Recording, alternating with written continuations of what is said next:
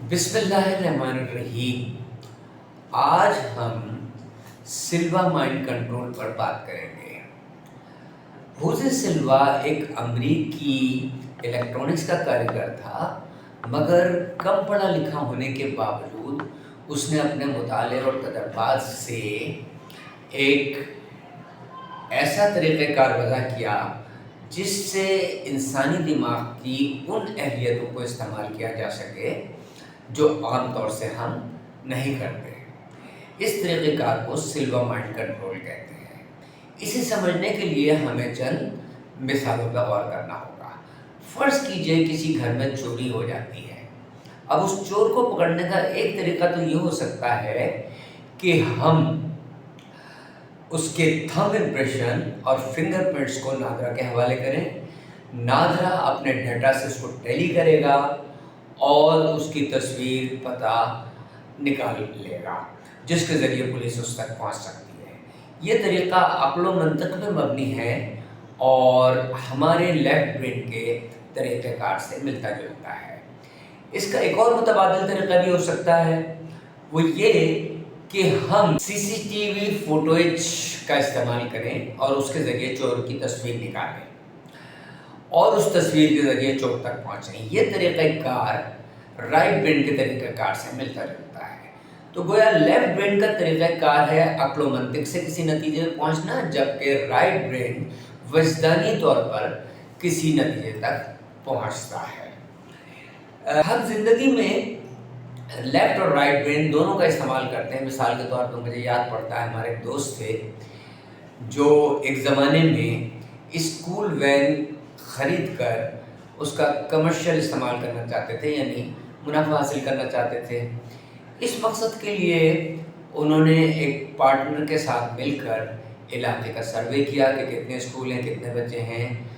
बज़ाहिर अक्ल व मंतिक से जो नताइज आ रहे थे वो ये थे कि ये काम मुनाफे बख्श होगा, लेकिन वो राइट ब्रेन के भी प्रैक्टिशनर थे। रात को जब उन्होंने इस मामले पे गौर व फिक्र करके ख्वाब में इशारे का इरादा ज़ाहिर किया, तो ख्वाब में उन्हें इशारा मिला कि ये काम नुकसानदेह होगा। चुनांचे वो इस काम से अलर्ट हो गए। उनके पार्टनर ने ये काम अपने तौर पे किया, लेकिन कुछ अरसे बाद उसे नुकसान महसूस हुआ और नुकसान महसूस करने की वजह से उसने उस गाड़ी को वापस भेज दिया। तो इस तरह से मेरे दोस्त अपने राइट ब्रेन के इस्तेमाल की वजह से एक बड़े नुकसान से बच गए। राइट ब्रेन का हम बहुत से ज़िंदगी के मसलों में इस्तेमाल कर सकते हैं।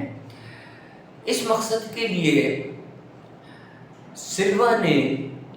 होजे सिल्वा ने एक टेक्निक इख्तियार की जिसे सिल्वा मिरर ऑफ द माइंड कहते हैं। राइट ब्रेन उस वक्त एक्टिवेट होता है जब इंसानी जिस्म ज़हन इस पुरसुकून पोजीशन में आ जाए जहाँ के इंसानी दिमाग अल्फ़ा और थीटा वेव्स खारिज करने लगता है। इसके कई तरीक़े हैं, जिसमें से एक है काउंट डाउन, यानी उल्टी गिनती 10, 9, 8, 7 एट्सेट्रा। इसी तरह से एक और तरीका है ब्रीदिंग एक्सरसाइज, इससे भी इंसानी ज़हन अल्फ़ा स्टेट में जाता है। एक और तरीका है जिसे 3 फिंगर टेक्निक कहते हैं, इससे भी अल्फ़ा स्टेट में जाने में मदद मिलती है। इसके अलावा इंसान कुदरती तौर पे भी बाज़ दफ़ा या दिन में कम से कम 2 दफ़ा अल्फ़ा स्टेट में जाता है। एक उस वक्त जब कि हम सोने का इरादा करते हैं और काफ़ी हद तक नींद में चले जाते हैं, लेकिन अभी पूरी तरह सोए नहीं होते, वो अल्फ़ा स्टेट होती है।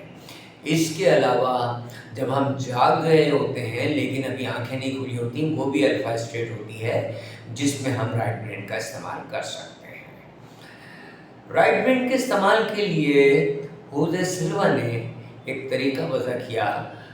इस तरीक़ेकार के मुताबिक हम मेडिटेशन की हालत में बैठते हैं और अल्फ़ा स्टेट में जाते हैं, और अल्फ़ा स्टेट में जाने के बाद हम तसव्वुर करते हैं एक आईने का जो कि हमारे सामने है, और फिर उसमें हम अपने मनफी तसव्वुरात, नाकामियाँ, मसाइब اور مشکلات کو ڈالتے ہیں اور یہ تصور کرتے ہیں کہ یہ سنہری روشنی میں تبدیل ہو کر غائب ہو رہے ہیں۔ جب وہ مکمل طور سے غائب ہو جاتے ہیں تو پھر ہم اپنے مثبت خیالات، عزائم، ارادے اور خواہشات اس کے اندر ڈالتے ہیں اور یہ محسوس کرتے ہیں جیسے ان کی تکمیل ہو رہی ہے، یہاں تک کہ وہ مکمل ہو گئے ہیں، جس پر ہم اللہ کا شکر ادا کرتے ہیں اور شکریہ کے احساس کو مکمل طور پر محسوس کرتے ہیں اور اس کے بعد آہستگی سے میڈیٹیشن کو ختم کرتے ہیں۔ یہ طریقہ کار بار بار دہرانے سے انسان اپنے بہت سے مقاصد اور ارادوں کو میٹیریلائز کر سکتا ہے۔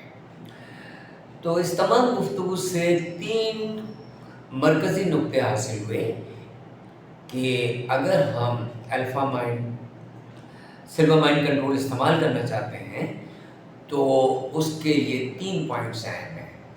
پہلے تو 3 فنگر ٹیکنیک سے الفا اسٹیٹ میں جانا اور اس کے بعد اپنے ارادے اور عزائم کو ویژولائز کرنا، ان کا تصور میں دیکھنا۔ یہ ٹیکنیک بلا شبہ بہت کامیاب ٹیکنیک ہے اگر کوئی اس کی مستقل پریکٹس کرے۔ شکریہ۔